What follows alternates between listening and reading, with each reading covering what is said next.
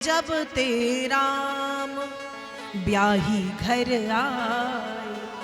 जब राम जी चारों भैया और चारों मैया के साथ अपनी अपनी नव वधुओं को लेकर के अयोध्या लौटे हैं, तो अयोध्या तो वैसे भी अद्वितीय है, पर उस समय नित नव मंगल मूद बधाई। अयोध्या के हर घर में मंगल गान हो रहा है। क्या हो रहा है? मंगल गान। हर घर में बंधनवारे बांधे गए हैं, हर घर में रंगोलियां डाली गई हैं, हर घर में दिए जलाए गए हैं। क्यों? राम जी और राम जी की नववधू जानकी जी वापस अयोध्या आए, मतलब बारात लौट आई। और गोस्वामी जी लिख रहे हैं कि भुवनचारी 10 भूधर वारी, तीनों लोकों में और 14 भुवनों में सुकृत मेघ बरसहि सुख भारी। आनंद ही आनंद छाया हुआ है। हर घर में रिद्धि सिद्धि संपत्ति सुख शांति समृद्धि अपने आप प्रवेश कर रही है। लोगों का उत्साह, लोगों की प्रसन्नता, लोगों का उमंग, लोगों का राम जी के प्रति जो प्रेम है वो देखने लायक है।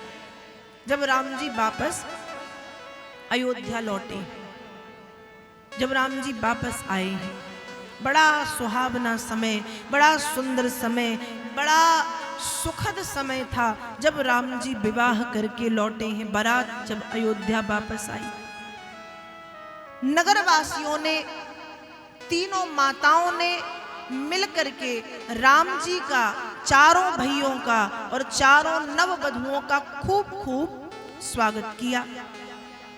धीरे धीरे देखते ही देखते समय बीता, और जब समय बीता, गोस्वामी तुलसीदास जी महाराज मानस में लिख रहे हैं कि अब अयोध्या की जो प्रजा है उसकी एक इच्छा है। अयोध्या की प्रजा है, उसकी एक इच्छा क्या है? एक ही इच्छा है ना? जोर से बोलो।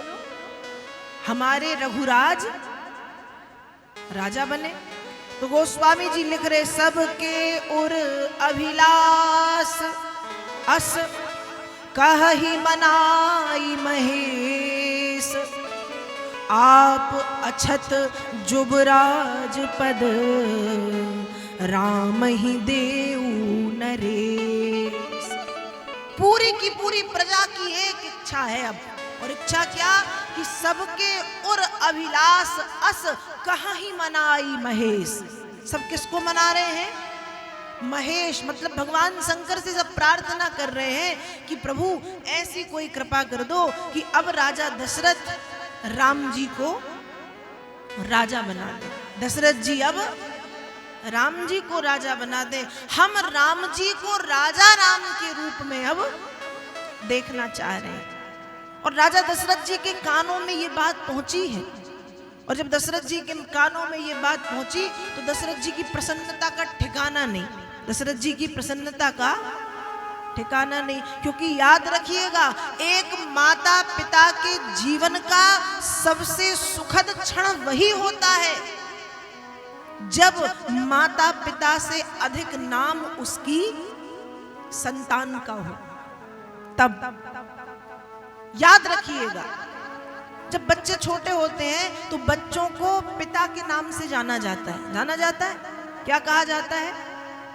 ये उनके बच्चे हैं, ये उनकी बेटियां है, ये उनका बेटा है।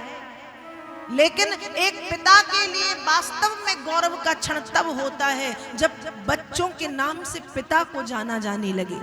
जब लोग ये कहने लगे कि भैया ये उनके पिताजी हैं, ये उनके पिताजी हैं। पहले क्या कहते थे? ये उनके बेटे हैं, ये उनकी बिटिया है। लेकिन पिता के जीवन में गौरव का क्षण तब आता है जब लोग ये कहें कि ये उनके पिताजी हैं, ये उनके माता पिता हैं। ये पिता के लिए बहुत बड़ा गौरव होता है। बहुत, मुझे ऐसा लगता है कि जिस दिन संतान के नाम से माता पिता को जाना लगे। दूसरी बात, उनके बच्चों के कांड से नहीं, 2 प्रकार से जानते हैं ना। एक तो कांड होता है कि कांड किए, गलतियां की, अपराध किए, उसके पिता हैं, उसके पिता हैं किसके? उसके। और एक होता है उनके पिता हैं। किनके पिता हैं? उनके, वो उनके पिता है। तो माता पिता के लिए गौरव का क्षण तब है जब एक अच्छे रूप में संतान के नाम से माता पिता को लोग जानते हैं।